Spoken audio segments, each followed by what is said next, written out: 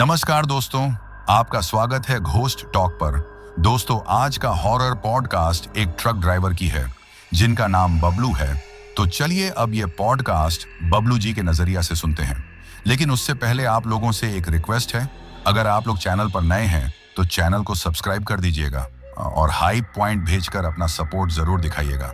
तो अब ज्यादा समय नहीं लेता हूँ, चलिए कहानी की शुरुआत करता हूँ। दोस्तों, मेरा नाम बबलू है। उम्र यही कोई 40-42 साल होगी और मैं उत्तर प्रदेश के एक छोटे से जिले का रहने वाला हूं। आज ट्रक की दुनिया को अलविदा कहे मुझे लगभग 4-5 साल का वक्त हो चला है। अब न तो वो हिम्मत बची है और न ही शरीर में उतनी ताकत कि रात बेरात हजारों किलोमीटर लंबे सफर पर निकल पड़ूं। गर्दन और पीठ के दर्द ने अब चारपाई से ऐसा रिश्ता जोड़ दिया है कि ज्यादा देर बैठना भी मुमकिन नहीं हो पाता।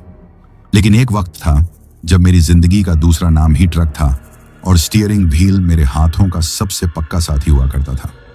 मैंने अपनी जवानी के लगभग 15 साल इसी ट्रक ड्राइविंग को दिए हैं।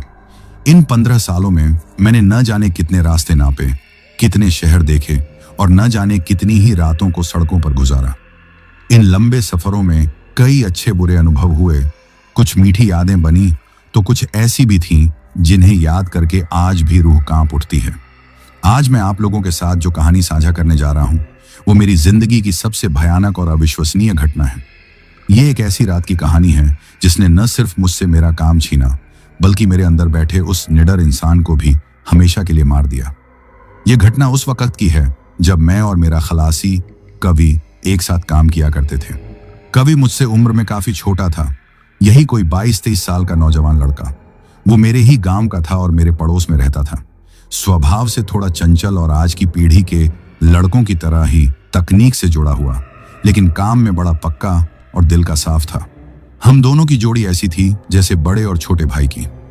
बात आज से लगभग 5 साल पुरानी है। हम लोग राजस्थान के गंगानगर जिले से माल उठाकर हरियाणा की एक बड़ी फैक्ट्री के लिए निकले थे। हमारे ट्रक, जिसे मैं प्यार से रुस्तम कहता था, में फैक्ट्री का बहुत सारा कीमती सामान लदा हुआ था। हमें वो सामान अगली शाम तक हर हाल में हरियाणा पहुंचाना था। इसी वजह से हम बिना रुके लगातार ट्रक चलाते हुए अपनी मंजिल की तरफ बढ़ रहे थे। रात का वक्त था और हमें ट्रक चलाते हुए लगभग 8-9 घंटे हो चुके थे। लगातार सफर की वजह से थकान हम दोनों पर हावी हो रही थी। कवि, जो मेरे बगल वाली सीट पर बैठा ऊँघ रहा था, उसने मुझसे कहा, बबलू भाई, बहुत देर हो गई है चलते चलते। आगे कोई ठीक ठाक सा ढाबा देखकर रोक लो तो बेहतर होगा। थोड़ा खाना खा लेंगे और चाय पीकर सुस्ता लेंगे। कहीं ऐसा ना हो कि आपको नींद की कोई झपकी आ जाए और कोई बड़ा नुकसान हो जाए। उसकी बात में दम था। लगातार ड्राइविंग से मेरी आंखें भी भारी हो रही थीं। मैंने उससे कहा, कवि, बात तो तू ठीक कह रहा है, बस एक बार ये राजस्थान का बॉर्डर पार कर लें, फिर हरियाणा में घुसते ही किसी बढ़िया से ढाबे पर रुकेंगे और पेट भरकर खाना खाएंगे। मेरी बात सुनते ही वो लगभग जिद करते हुए बोला, नहीं भाई, बॉर्डर तक का इंतजार नहीं हो पाएगा। भूख भी जोरों की लगी है और नींद भी आ रही है। आप ऐसा करो, बॉर्डर से पहले ही जो भी ढाबा दिखे वहीं रोक लो। मुझे लगा कि शायद उसे सच में बहुत ज्यादा भूख लग रही होगी। मैंने उसकी बात मान ली और आगे उससे कोई बहस नहीं की। हाईवे पर चलते हुए लगभग 15-20 किलोमीटर बाद हमें एक पुराना सा ढाबा दिखाई दिया। रात के उस पहर में वहां ज्यादा चहल पहल नहीं थी। कुछ ट्रक जरूर किनारे खड़े थे, लेकिन ढाबे के अंदर गिने चुने लोग ही बैठे थे। मैंने ट्रक को पार्किंग में लगाया और हम दोनों ढाबे की तरफ चल दिए। ढाबा दिखने में काफी पुराना और साधारण सा था। अंदर कुछ चारपाइयां पड़ी थीं और एक कोने में टीवी पर कोई पुरानी फिल्म चल रही थी। हम एक चारपाई पर बैठ गए। तभी एक बूढ़ा सा आदमी हमारे पास आया। वो शायद वहीं काम करता था। उसने हमसे खाने के बारे में पूछा। हमने दाल, रोटी और चावल का ऑर्डर दे दिया। जब तक खाना आ रहा था हम यूं ही बातें करने लगे। बातों बातों में मैंने उस बूढ़े आदमी से पूछ लिया, बाबा, यहां से हरियाणा बॉर्डर कितनी दूर पड़ेगा? वो बूढ़ा आदमी, जो पास की मेज साफ कर रहा था, हमारी तरफ मुड़ा और बोला, बेटा, बॉर्डर तो यहां से ज्यादा दूर नहीं है, कोई 70-80 किलोमीटर होगा। लेकिन क्या तुम लोग अभी रात में ही आगे जाओगे? मैंने जवाब दिया, हाँ बाबा, जाना तो पड़ेगा, कल शाम तक माल पहुंचाना है। मेरी बात सुनकर उसके चेहरे पर एक अजीब सी चिंता की लकीरें उभर आईं। वो हमारे पास आकर धीमी आवाज में बोला, बेटा, एक सलाह दूं, मानो तो? हाँ बताइए ना, मैंने कहा। आगे हाईवे पर मत जाना। अभी 2 दिन पहले ही आगे जो बड़ा पुल है वो बारिश की वजह से धंस गया है। रास्ता पूरी तरह से बंद है और गाड़ियों की मीलों लंबी लाइनें लगी हुई हैं। खबर अभी ज्यादा फैली नहीं है, इसलिए तुम लोगों को पता नहीं होगा। अगर उस जाम में फंस गए तो कल शाम क्या, परसों तक भी नहीं निकल पाओगे। उसकी बात सुनकर मेरे और कवि के होश उड़ गए। अगर ऐसा था तो हम समय पर माल कैसे पहुंचाते। कवि ने फौरन अपना मोबाइल निकाला और खबर देखने की कोशिश करने लगा, लेकिन ढाबे के अंदर नेटवर्क बहुत खराब था। एक दो बार कोशिश करने के बाद उसने हार मान ली और मुझसे बोला, भाई यहां तो नेटवर्क ही नहीं आ रहा। पता नहीं बाबा सच बोल रहे हैं या नहीं। मुझे भी थोड़ा संदेह हुआ। मैंने उस बूढ़े आदमी की तरफ देखा। वो एकदम शांत और गंभीर चेहरे से हमें देख रहा था। देखने में वो किसी पंडित जैसा लग रहा था। माथे पर एक छोटा सा टीका भी था। उसकी आंखों में एक अजीब सी ईमानदारी दिख रही थी, जिसे देखकर उस पर शक करना मुश्किल हो रहा था। मैंने उससे पूछा, बाबा अगर हाईवे बंद है तो फिर जाने का कोई और रास्ता नहीं है क्या? मेरी बात सुनकर वो थोड़ा मुस्कुराया और बोला, है क्यों नहीं बेटा, एक रास्ता है। वो रास्ता यहां से थोड़ा पीछे से कटता है। वो पुराने शिवपुर माइंस के इलाके से होकर गुजरता है। अब वो खदानें तो सालों पहले बंद हो गईं, लेकिन रास्ता अभी भी चालू है और एकदम पक्का बना हुआ है। गांव वाले और हम जैसे लोग उसी रास्ते का इस्तेमाल करते हैं। वो तुम्हें हाईवे पर जाम वाली जगह से काफी आगे ले जाकर निकाल देगा। कम से कम 4-5 घंटे बचेंगे तुम्हारे। कवि ने तुरंत टोका, लेकिन बाबा वो खदानों वाला रास्ता रात में सुरक्षित तो होगा? सुनसान इलाका होगा। बूढ़ा आदमी हंसकर बोला, अरे बेटा डरने वाली कोई बात नहीं। रास्ता एकदम साफ है, बस थोड़ा सुनसान है, लेकिन चोर लुटेरों का कोई डर नहीं। मैं खुद हफ्ते में 2-3 बार उसी रास्ते से आता जाता हूं। तुम लोग ट्रक वाले हो, तुम लोगों को किस बात का डर? अब मैं सोच में पड़ गया। एक तरफ समय पर माल पहुंचाने की जिम्मेदारी थी और दूसरी तरफ एक अनजाना रास्ता। लेकिन बूढ़े आदमी की बातों में इतना विश्वास था कि मैं उसकी सलाह मानने की तरफ झुक रहा था। मैंने कवि की तरफ देखा। वो अभी भी संदेह में था। वो मुझसे फुसफुसाकर बोला, बबलू भाई रहने दो, क्या पता रास्ता कैसा हो। कहीं ट्रक फंस गया तो लेने के देने पड़ जाएंगे। यहीं रुक जाते हैं, सुबह तक शायद हाईवे खुल जाए। लेकिन मेरे मन में माल समय पर पहुंचाने की धुन सवार थी। मैंने कवि को समझाया, देख कवि, अगर बाबा सही कह रहे हैं और जाम लगा हुआ है तो सुबह तक भी हम नहीं निकल पाएंगे। मालिक को क्या जवाब देंगे? एक बार कोशिश करने में क्या हर्ज है? बाबा खुद कह रहे हैं कि रास्ता ठीक है। कवि चुप हो गया, लेकिन उसके चेहरे पर असहमति साफ दिख रही थी। हमने जल्दी जल्दी खाना खत्म किया और पैसे देने के लिए ढाबे के मालिक के पास गए। जब मैं पैसे दे रहा था तो मैंने देखा कि ढाबे का मालिक हमें एक बहुत ही अजीब और दया भरी नजरों से देख रहा था, जैसे उसे पता हो कि हम किसी मुसीबत में फंसने जा रहे हैं। मैंने उसकी नजरों को नजरअंदाज कर दिया। जब हम ढाबे से बाहर निकलकर अपने ट्रक रुस्तम की तरफ जा रहे थे तो वो बूढ़ा पंडित भी हमारे पीछे पीछे आ गया। उसने हमें रास्ते के बारे में फिर से समझाया।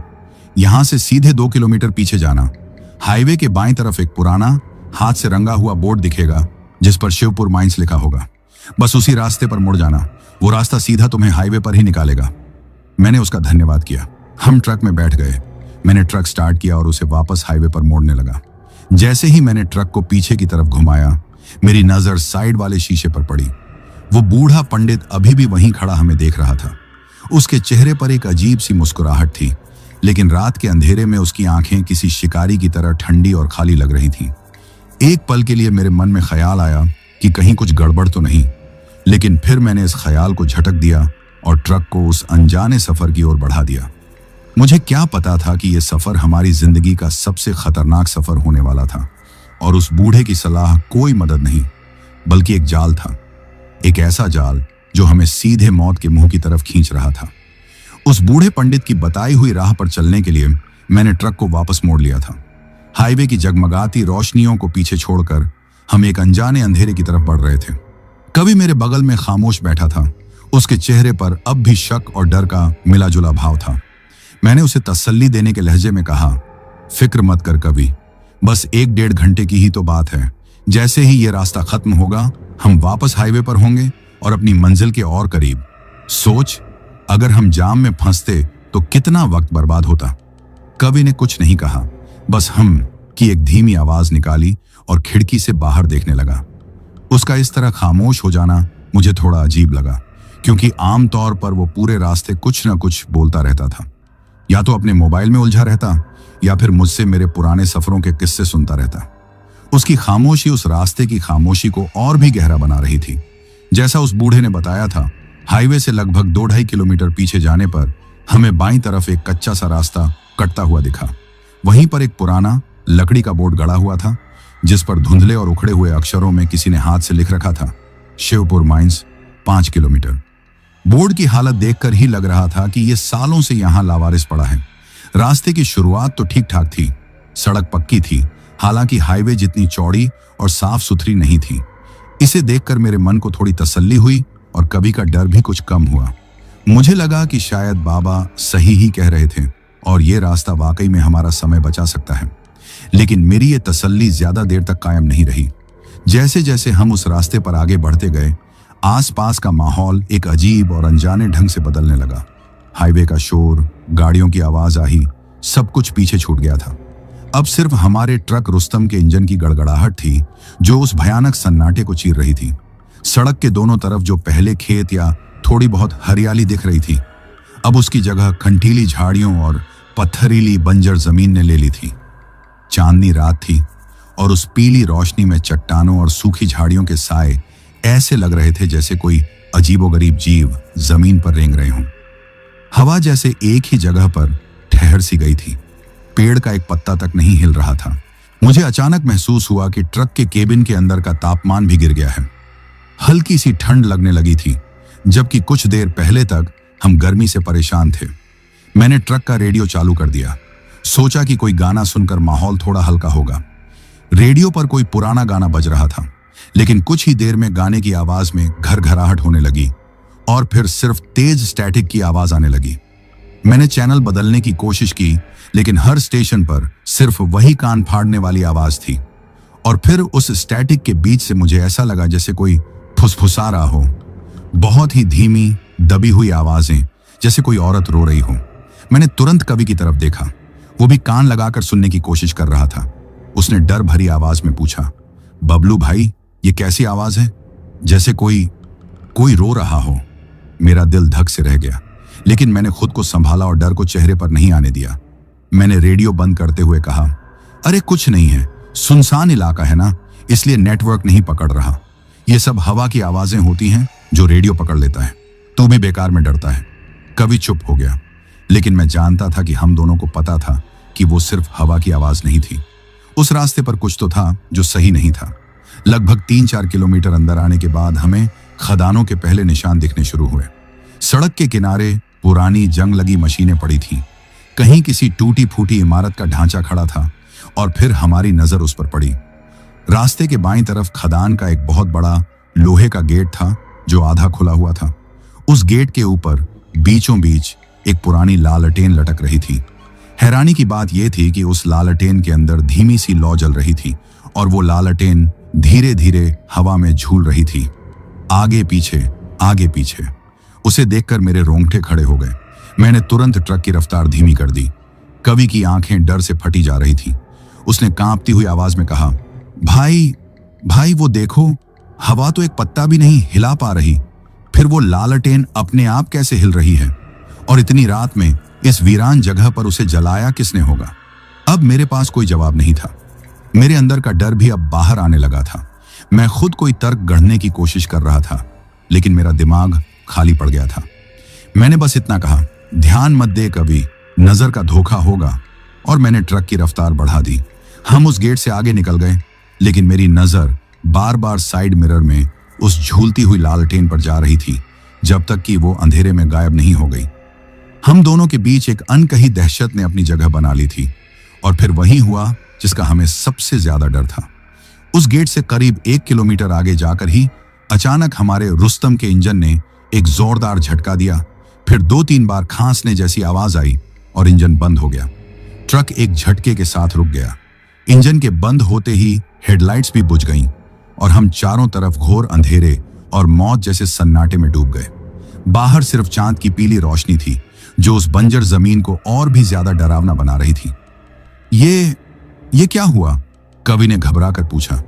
पता नहीं, मैंने कहा और मेरे माथे पर पसीने की बूंदें छलक आईं। मेरा रुस्तम आज तक कभी ऐसे अचानक बंद नहीं पड़ा था। वो मेरा सबसे भरोसेमंद साथी था। मैंने कई बार चाबी घुमाई, लेकिन इंजन से कोई आवाज नहीं आई। लगता है नीचे उतरकर देखना पड़ेगा, मैंने कहा और दरवाजा खोलने के लिए हाथ बढ़ाया। नहीं भाई, प्लीज नीचे मत उतरो। कवि लगभग चीख पड़ा। मुझे बहुत डर लग रहा है, यहां कुछ ठीक नहीं है, प्लीज यहीं बैठे रहो। पागल हो गया है क्या? मैं उस पर चिल्लाया, हालांकि मेरा खुद का गला सूख रहा था। अगर नीचे उतरकर नहीं देखूंगा तो क्या यहीं बैठकर सुबह का इंतजार करेंगे? टॉर्च जला, मैं अभी देखकर आता हूं। मैंने टूल बॉक्स से अपनी बड़ी वाली टॉर्च निकाली, दरवाजा खोला और ट्रक से नीचे उतर गया। बाहर की हवा केबिन से भी ज्यादा ठंडी और भारी थी। ऐसा लग रहा था जैसे हवा में कोई अनजाना बोझ घुला हुआ हो। मैंने ट्रक का बोनट उठाया और टॉर्च की रोशनी में इंजन को देखने लगा। कवि ने डर के मारे अपना दरवाजा अंदर से लॉक कर लिया था और खिड़की से मुझे देख रहा था। मैं इंजन में उलझा हुआ था, हर तार, हर पाइप को देख रहा था। और तभी मैंने कवि की दबी हुई चीख सुनी। मैंने इंजन से सिर बाहर निकालकर पूछा, क्या हुआ? भाई जल्दी अंदर आओ। वो शीशे पर हाथ पीटते हुए बोला। मैंने हंसने की आवाज सुनी। क्या बक रहा है? मुझे गुस्सा आ गया। यहां कौन हंसेगा? सच कह रहा हूं भाई, एक बच्चे के हंसने की आवाज थी, यहीं पास से आई थी। उसकी आवाज में दहशत साफ थी। मैंने टॉर्च चारों तरफ घुमाई। दूर दूर तक पथरीली जमीन और कंटीली झादियों के अलावा कुछ नहीं था। कोई इंसान तो क्या, कोई जानवर तक नजर नहीं आ रहा था।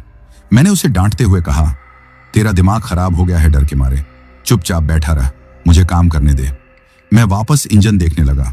मैंने लगभग 10 से 15 मिनट तक हर चीज को बारीकी से परखा। बैटरी के तार सही थे, फ्यूल लाइन में भी कोई गड़बड़ नहीं थी, सब कुछ अपनी जगह पर एकदम ठीक था। मुझे कुछ समझ नहीं आ रहा था कि आखिर ट्रक बंद क्यों हुआ। एक मैकेनिक के तौर पर मेरे लिए यह किसी पहेली से कम नहीं था और यह पहेली मुझे डरा रही थी। थक हारकर मैंने बोनट बंद किया और वापस केबिन में आकर बैठ गया। कुछ समझ नहीं आ रहा, मैंने कवि से कहा। सब कुछ तो ठीक है। मैंने सोचा कि चलो आखिरी बार और कोशिश करता हूं। मैंने एक गहरी सांस ली और चाबी को इग्निशन में घुमाया और मेरी हैरानी का कोई ठिकाना नहीं रहा। एक ही बार में बिना किसी दिक्कत के रुस्तम का इंजन एक जोरदार गड़गड़ाहट के साथ जिंदा हो गया। हेडलाइट्स फिर से जल उठी और उनकी तेज रोशनी ने सामने के रास्ते को नहला दिया। हम दोनों पत्थर की मूरत बने एक दूसरे को देखते रहे। यह नामुमकिन था।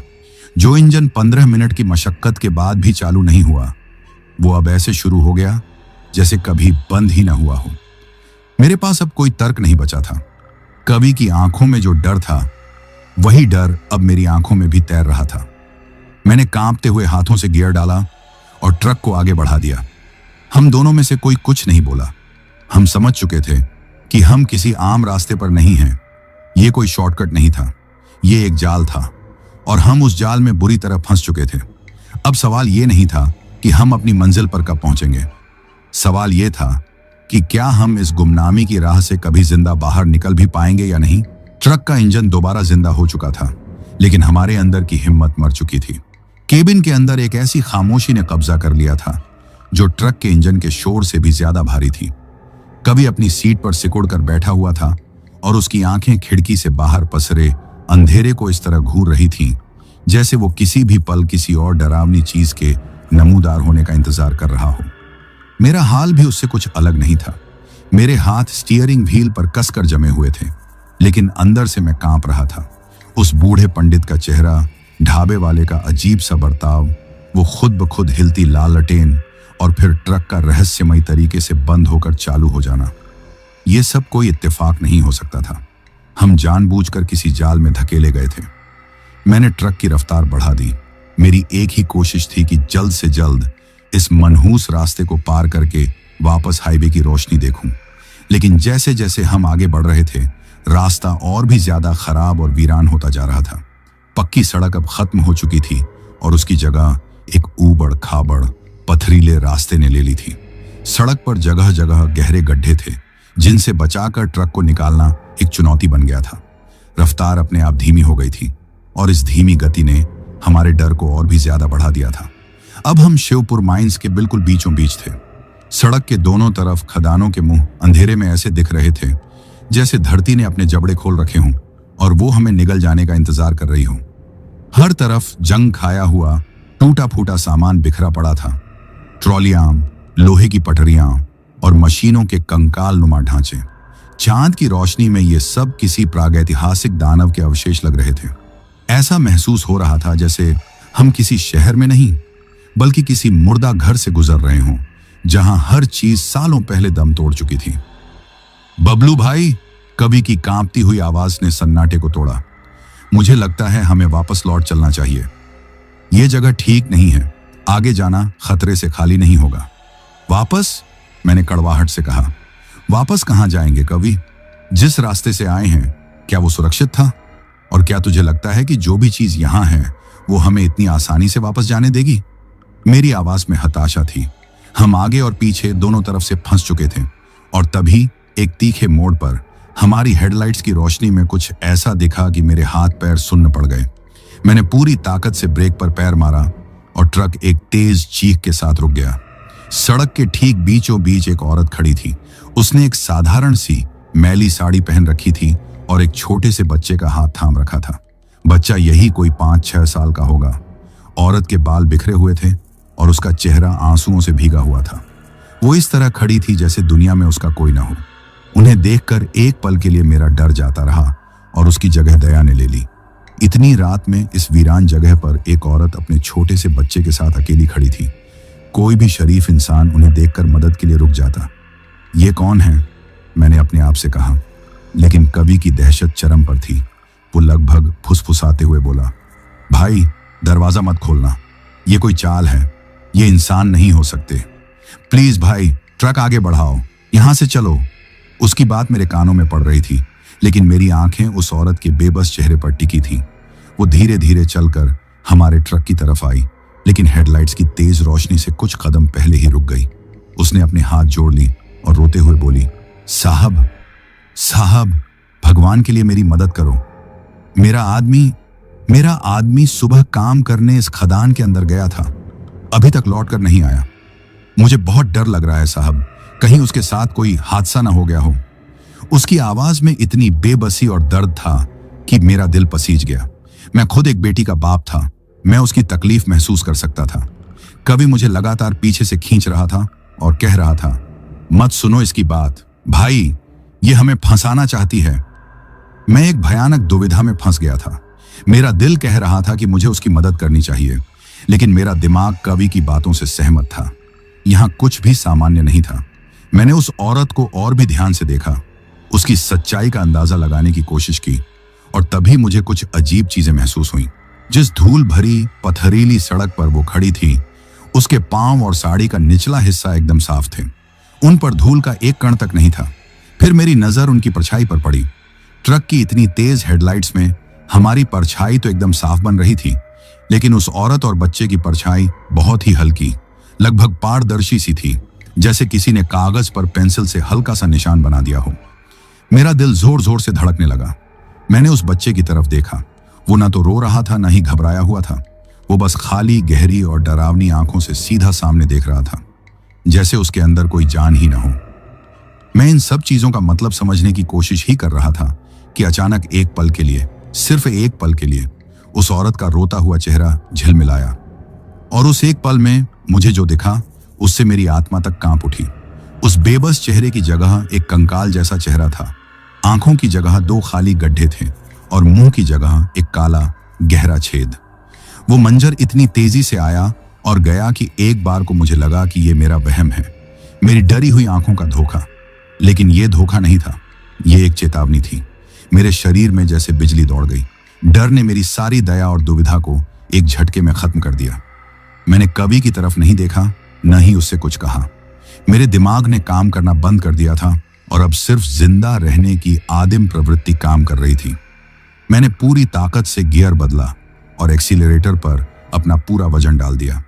रुस्तम का इंजन एक दानव की तरह दहाड़ा और मैंने ट्रक को सीधा उन दोनों की तरफ दौड़ाने के बजाय तेजी से बाईं तरफ घुमाकर उनके बगल से निकाला। वो दोनों अपनी जगह से 1 इंच भी नहीं हिले, बस खड़े होकर हमें देखते रहे। और जैसे ही हमारा ट्रक उनके पास से गुजरा, उस औरत के चेहरे का सारा दर्द और बेबसी गायब हो गई।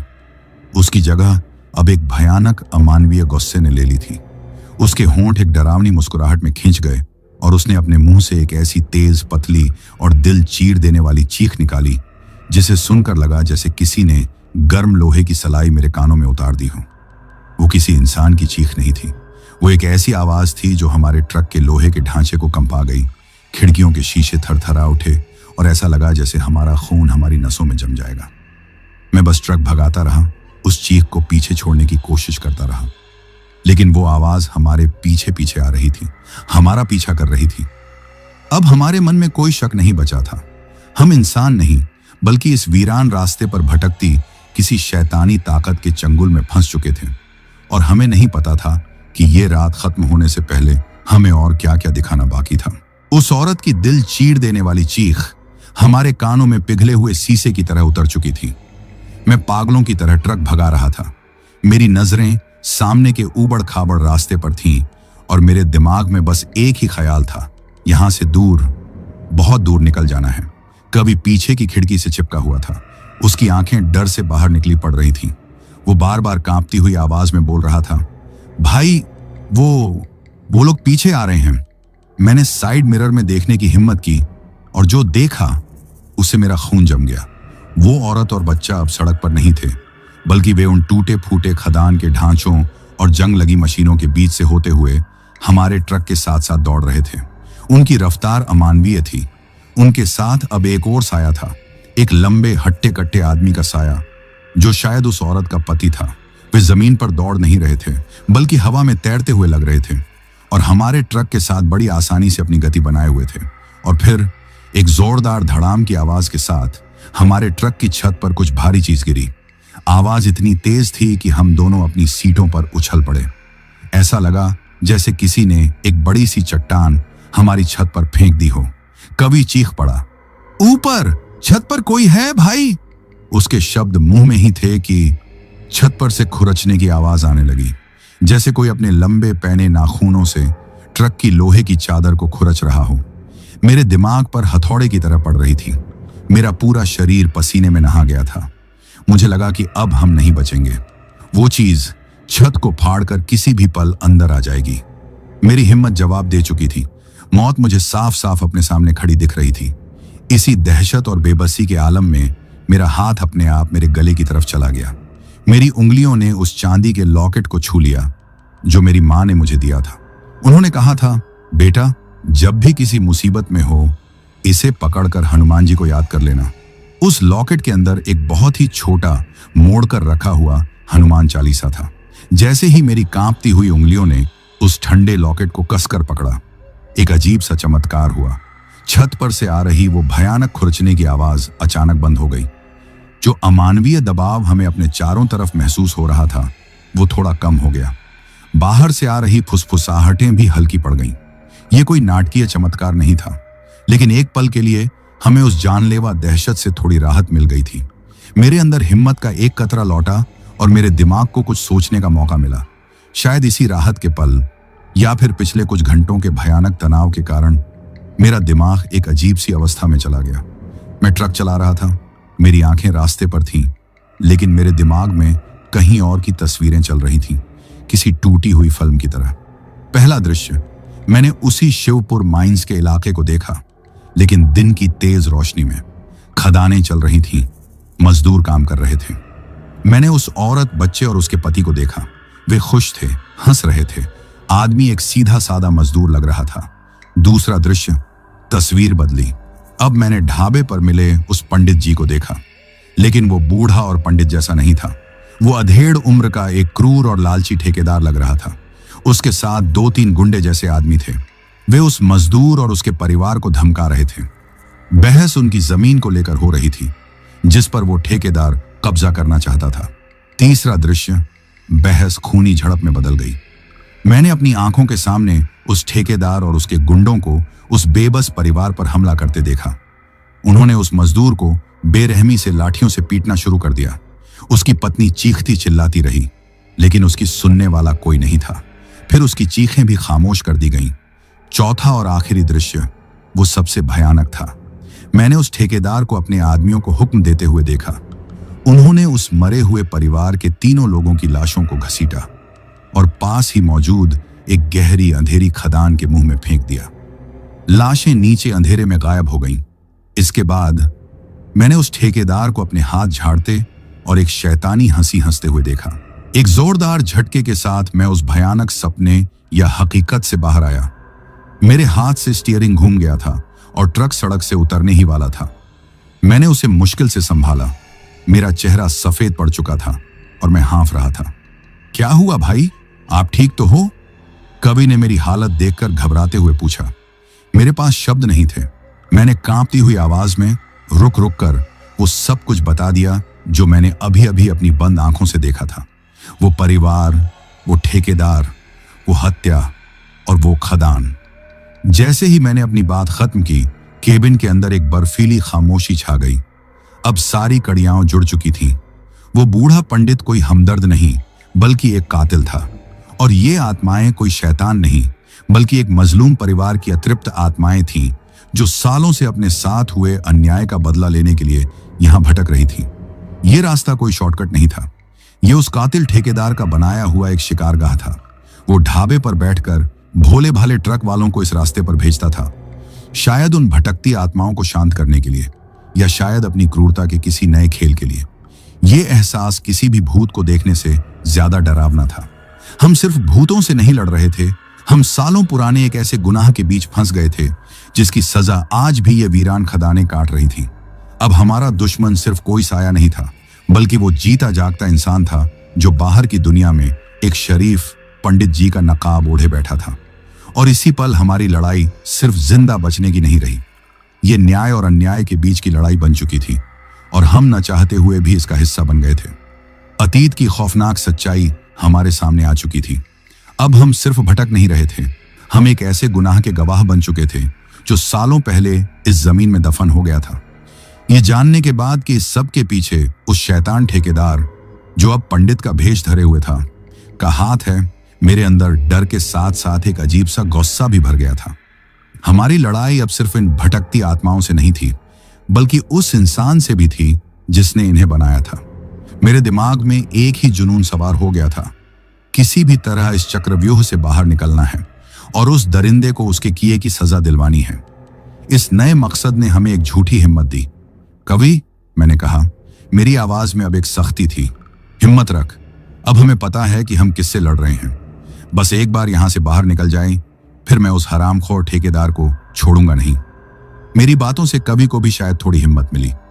उसने अपने आंसू पोंछे और सीधा होकर बैठ गया। मैंने रुस्तम की रफ्तार और तेज कर दी, गड्ढों और पत्थरों की परवाह किए बिना। हर झटके के साथ हमारा शरीर उछल रहा था, लेकिन हमें बस इस नर्क से बाहर निकलने की जल्दी थी। हम लगभग 20-25 मिनट तक उसी ऊबड़ खाबड़ रास्ते पर भागते रहे। मुझे लगा कि हम काफी आगे निकल आए हैं और जल्द ही यह खतरनाक इलाका खत्म हो जाएगा। और तभी कवि ने सामने देखकर कुछ ऐसा कहा जिससे मेरी सारी उम्मीदें एक पल में टूट कर बिखर गईं। भाई, वो सामने वाला गेट। उसकी आवाज में हैरानी और दहशत थी। वो लालटेन, ये तो वही जगह है जहां हमारा ट्रक पहली बार बंद हुआ था। मैंने सामने देखा। हाँ, वो वही जंग लगा हुआ आधा खुला गेट था और उसके ऊपर वही मनहूस लालटेन अब भी धीरे धीरे हिल रही थी। ये नामुमकिन था। हम इतनी देर से एक ही दिशा में चल रहे थे, फिर हम वापस यहीं कैसे पहुंच सकते थे? नहीं, ये कोई दूसरा गेट होगा। मैंने खुद को दिलासा देने की कोशिश की। इस इलाके में ऐसे कई गेट होंगे, लेकिन मेरा दिल जानता था कि कवि सही कह रहा था। हमने एक अलग रास्ता लिया, यह सोचकर कि शायद हम भटक गए हैं। लेकिन 5-7 मिनट की ड्राइविंग के बाद हम फिर से उसी जगह पर आ गए जहां हमने उस औरत और बच्चे को पहली बार देखा था। सड़क पर अब भी वही भयानक एहसास था। हम समझ गए, हम आगे नहीं बढ़ रहे थे, हम एक ही गोल चक्कर में घूम रहे थे। यह रास्ता एक अंतहीन शैतानी चक्रव्यूह था और हम इसके कैदी थे। इस एहसास ने हमारी हिम्मत को पूरी तरह तोड़ दिया। अब हम समझ गए थे कि इन आत्माओं का मकसद सिर्फ हमें डराना नहीं, बल्कि हमें यहीं पर थकाकर, तोड़कर खत्म कर देना है। और जैसे ही हम पर यह निराशा हावी हुई, उन शैतानी ताकतों का हमला और भी भयानक और निजी हो गया। अब वो सिर्फ बाहर नहीं थी, वो हमारे दिमाग के अंदर घुसने की कोशिश कर रही थी। मुझे अचानक अपनी बेटी की आवाज सुनाई दी, बिल्कुल साफ, जैसे वो मेरे बगल में ही बैठी हो। पापा, पापा, आप घर कब आओगे? मुझे डर लग रहा है। मेरा दिल बैठ गया। मैंने चारों तरफ देखा, लेकिन वहां कोई नहीं था। यह एक छलावा था, एक बहुत ही क्रूर मजाक। तभी कवि चिल्लाया, मां, तुम यहां क्या कर रही हो? वो खिड़की से बाहर किसी को देखकर हाथ हिला रहा था। मैं जानता था कि उसे भी अपनी मां दिख रही थी। यह सिर्फ आवाजों तक सीमित नहीं रहा। जब भी मैं साइड मिरर में देखता, मुझे एक पल के लिए उस मजदूर का गुस्से से भरा चेहरा या उस बच्चे का खाली डरावना चेहरा दिखता, और जैसे ही मैं गर्दन घुमाकर देखता, वहां कुछ नहीं होता। और फिर हमारे ट्रक के अंदर जहां माल रखा था, वहां से जोर जोर से धड़ाम धड़ाम की आवाजें आने लगी। ऐसा लग रहा था जैसे अंदर कोई जिंदा चीज है जो बाहर निकलने के लिए दरवाजे को तोड़ रही है। हमने माल को खुद रस्सियों से मजबूती से बांधा था। वो अपने आप ऐसे नहीं हिल सकता था। यह मनोवैज्ञानिक हमला कवि के लिए बर्दाश्त से बाहर हो गया। वो अब और हिम्मत नहीं रख पाया। वो एक छोटे बच्चे की तरह फूट फूट कर रोने लगा। वो मेरे ऊपर चीखने लगा, मैंने कहा था भाई, मैंने कहा था इस रास्ते पर मत आओ। आपकी वजह से हम यहां फंस गए। आपने मेरी एक नहीं सुनी। अब हम सब यहीं मरेंगे। मैं मरना नहीं चाहता भाई। वो अपने बाल नोच रहा था और पागलों की तरह बड़बड़ा रहा था। केबिन के अंदर का माहौल बाहर की दुनिया से ज्यादा खौफनाक हो गया था। एक तरफ आत्माओं का कहर था, तो दूसरी तरफ मेरे अपने साथी का टूटता हुआ विश्वास और हिम्मत। मैंने ट्रक को एक झटके से रोक दिया और उसे दोनों कंधों से पकड़कर जोर से हिलाया। कवि, होश में आ कवि। अगर तू ही ऐसे हिम्मत हार जाएगा तो हम दोनों मारे जाएंगे। चुप हो जा। मेरी डांट का उस पर कोई असर नहीं हुआ। वो बस रोता रहा। मैं समझ गया कि अब मुझे अकेले ही कुछ करना होगा। मैंने आंखें बंद की और अपने गले में पड़े लॉकेट को कसकर पकड़ लिया। मुझे मेरी मां के शब्द याद आए। मुझे उस ठेकेदार का शैतानी चेहरा याद आया। मुझे उस बेबस परिवार की चीखें याद आईं और मुझे मेरा वो सपना, वो हकीकत का टुकड़ा याद आया। वो खदान का गहरा अंधेरा मुंह जहां उनकी लाशें फेंकी गई थीं। एक बिजली की तरह मेरे दिमाग में एक ख्याल कौंधा, एक बहुत ही खतरनाक और पागलपन से भरा ख्याल। हम इस रास्ते पर रहकर यहां से कभी नहीं निकल सकते। ये रास्ता ही तो जाल है। ये आत्माओं के बनाए नियमों का खेल है। अगर हमें इस खेल को जीतना है तो हमें इसके नियम तोड़ने होंगे। मैंने कवि की तरफ देखा, जो अब भी सिसकियां ले रहा था। मैंने एक गहरी लंबी सांस ली और अपनी आवाज को जितना हो सके स्थिर बनाने की कोशिश की। कवि, मैंने कहा, मेरी बात ध्यान से सुन। हम इस सड़क पर रहकर यहां से नहीं निकल सकते। ये हमें गोल गोल घुमाकर मार डालेगी। उसने रोते हुए पूछा, तो हम क्या करें? मैंने सामने सड़क से हटकर पत्थरीली, ऊबड़ खाबड़, अंधेरी जमीन की तरफ इशारा किया। हमें उस सड़क पर जाना होगा, मैंने कहा। क्या भाई, आपका दिमाग खराब हो गया है क्या? वो चीखा। वो रास्ता नहीं है, वहां ट्रक पलट जाएगा, हम मर जाएंगे। मरना तो वैसे भी है कवि, मैं उसकी आंखों में आंखें डालकर बोला। कम से कम लड़कर तो मरें। मुझे याद है मैंने सपने में देखा था कि उनकी लाशें किस खदान में फेंकी गई थीं। वो यहीं कहीं है। अगर इस जाल का कोई केंद्र है तो वो वही जगह है। हमें सड़क छोड़कर सीधे उसी तरफ जाना होगा। शायद यही बाहर निकलने का एकमात्र रास्ता है। कवि मुझे अविश्वास से देखता रहा। उसे मेरी बात पागलपन लग रही थी, लेकिन शायद मेरी आंखों में उसे कोई और रास्ता न होने की हताशा दिख गई थी। मैंने दोबारा कुछ नहीं कहा। फैसला हो चुका था। मैंने अपने कांपते लेकिन दृढ़ हाथों से स्टीयरिंग व्हील को पकड़ा। मैंने अपने रुस्तम पर एक नजर डाली और मन ही मन कहा, साथ देना मेरे दोस्त, आज आखिरी लड़ाई है। और फिर मैंने स्टीयरिंग व्हील को पूरी ताकत से दाईं ओर घुमा दिया और ट्रक को सड़क से उतारकर उस अनजाने पथरीले अंधेरे में धकेल दिया।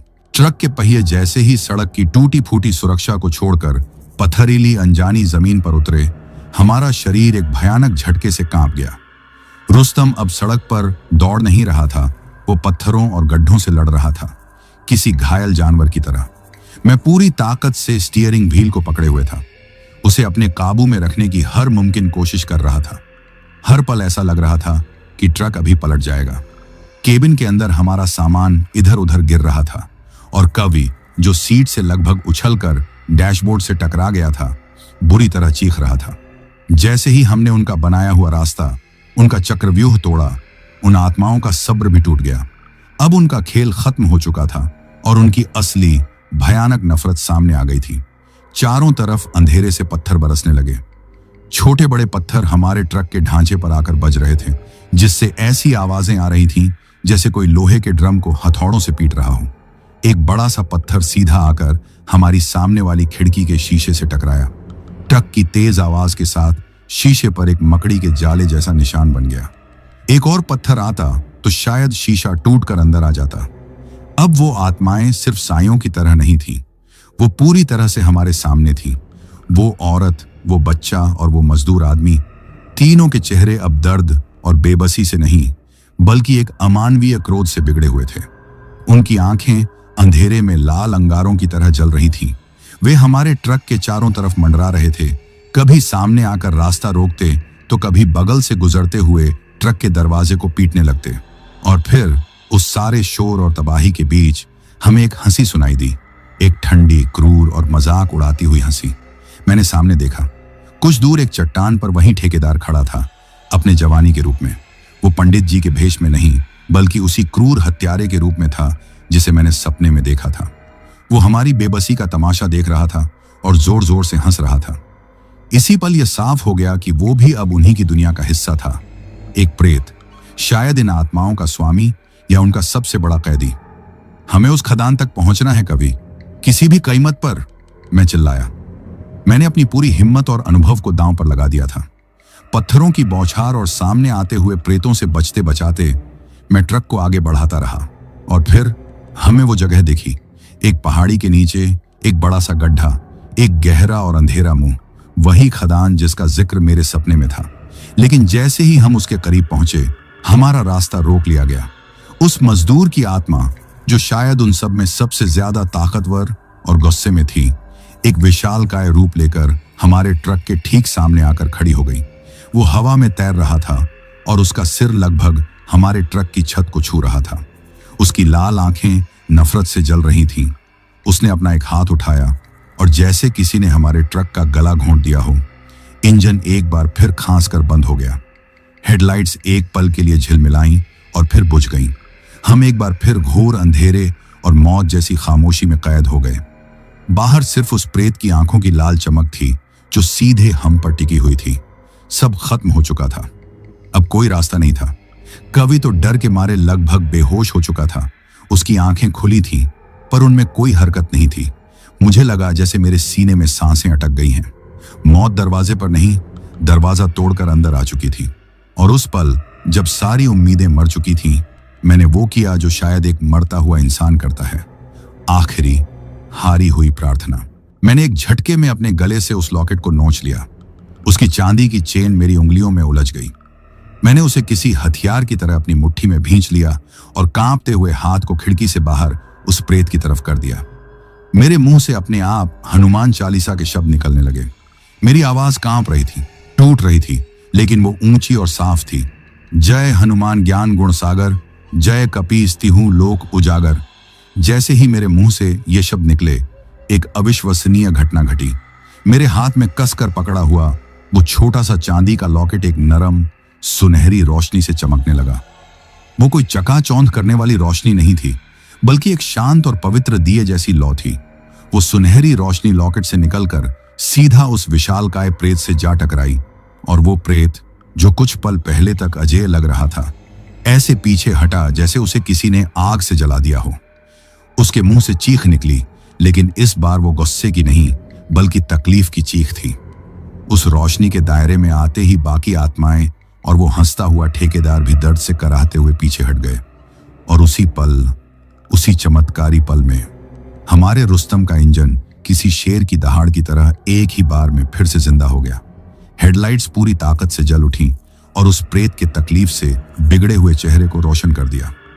मुझे ईश्वर ने एक मौका दिया था और मैं उसे गंवाने वाला नहीं था। मेरे अंदर न जाने कहां से बिजली जैसी ताकत आ गई। मैंने अपनी पूरी जान लगाकर चीखा, जय बजरंग बली। मैंने गियर डाला, एक्सीलरेटर को जमीन से चिपका दिया और अपने ट्रक रुस्तम को सीधा उस तकलीफ में तड़पते हुए प्रेत की तरफ दौड़ा दिया। जय बजरंग बली की चीख के साथ मैंने ट्रक को सीधा उस प्रेत की तरफ दौड़ा दिया था। वो चंद पल शायद मेरी जिंदगी के सबसे लंबे पल थे। हमारा रुस्तम किसी रॉकेट की तरह उस रूहानी शक्ल की तरफ बढ़ रहा था। और फिर टक्कर हुई, लेकिन वो किसी इंसान या दीवार से होने वाली टक्कर नहीं थी। कोई धड़ाम की आवाज नहीं हुई।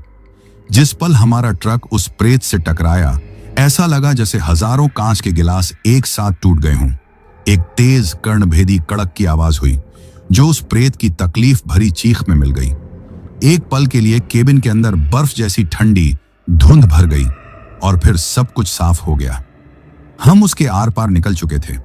मैंने पीछे मुड़कर देखने की हिम्मत नहीं की, लेकिन मैंने महसूस कर लिया था वो भयानक दबाव, वो घुटन, वो किसी के लगातार देखने का एहसास, सब एक पल में गायब हो गया था। हवा हल्की हो गई थी, कानों में पड़ती फुसफुसाहटें बंद हो गई थीं। हमने उस शैतानी चक्रव्यूह को तोड़ दिया था। मैं रुका नहीं, मैं बस ट्रक को उस पथरीले वीरान अंधेरे में भगाता रहा। कभी अब भी चुप था, लेकिन उसकी सांसें अब थोड़ी सामान्य लग रही थीं। हम दोनों बस सामने देख रहे थे, एक ऐसी उम्मीद में जिसे हम जाहिर करने से भी डर रहे थे। और फिर लगभग 20 मिनट की उस अंतहीन और थका देने वाली ड्राइविंग के बाद हमें वो दिखा। क्षितिज पर पूरब की दिशा में अंधेरे को चीरती हुई एक हल्की सी नारंगी रंग की लकीर। सुबह हो रही थी, रात का अंधेरा छोंट रहा था। वो सिर्फ सुबह की रोशनी नहीं थी, वो हमारी जिंदगी की नई सुबह थी। उस एक रोशनी की किरण ने हमारे अंदर बची खुची सारी हिम्मत को जैसे दोबारा जिंदा कर दिया। कुछ और किलोमीटर चलने के बाद हमें दूर से हाईवे की रोशनियां टिमटिमाती हुई दिखी। वो पीली रोशनियां उस वक्त हमें दुनिया की सबसे खूबसूरत चीज लग रही थी। और कुछ ही देर में एक आखिरी बड़े झटके के साथ हमारा ट्रक वापस डामर की पक्की सड़क पर था। हाईवे पर गाड़ियां अपनी रफ्तार से गुजर रही थीं। दुनिया सामान्य थी, जैसे पिछले 4-5 घंटों में हमारे साथ कुछ हुआ ही ना हो। मैंने ट्रक को सड़क के किनारे लगाया और इंजन बंद कर दिया। हम दोनों, मैं और कवि, अपनी अपनी सीटों पर बुत बने बैठे रहे। हम हिले नहीं, कुछ बोले नहीं, बस हाँफ रहे थे।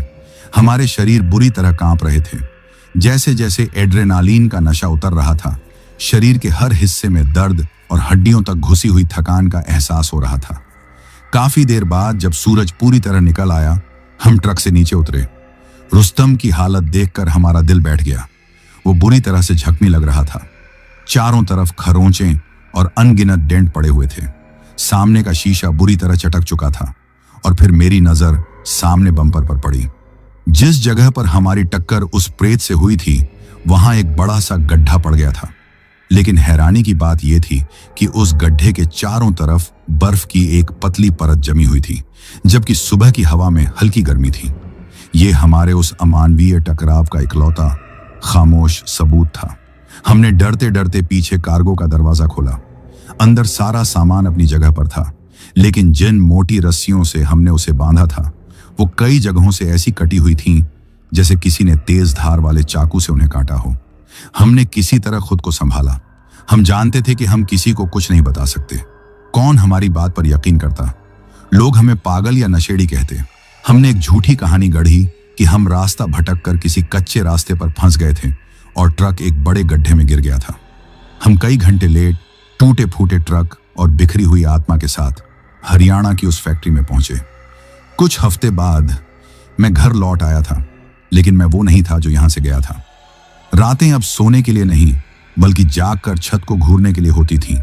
हल्की सी आहट पर भी मैं चौंक कर बैठ जाता। मैंने रात में ट्रक चलाना हमेशा के लिए छोड़ दिया था। मैं अपने ही घर में, अपने ही परिवार के बीच एक अजनबी बन गया था। एक दिन मैं अखबार पढ़ रहा था। अंदर के एक पन्ने पर एक छोटी सी खबर थी।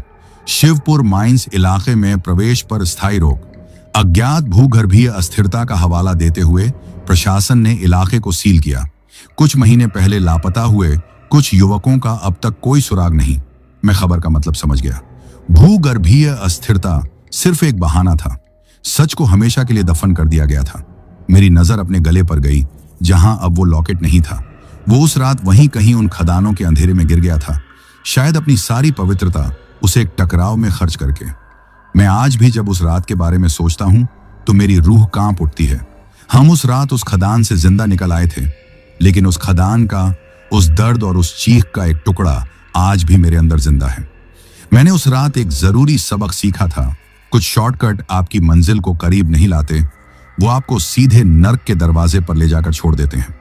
और कुछ अन्याय की कहानियां इतनी गहरी होती हैं कि उन्हें मिटाया नहीं जा सकता, सिर्फ सील किया जा सकता है किसी और बदनसीब के उस रास्ते पर भटकने के इंतजार में। तो मेरे प्यारे भाइयों, ये कहानी यही खत्म होती है। अगर आपको यह कहानी पसंद आई हो तो वीडियो को लाइक और चैनल को सब्सक्राइब करें, ताकि और भी डरावनी कहानियां आप तक पहुंच सकें। कहानी को अंत तक सुनने के लिए दिल से धन्यवाद दोस्तों। आज के लिए बस इतना ही, मिलते हैं जल्द ही कुछ नई कहानियों के साथ। तब तक के लिए अपना ध्यान रखिए।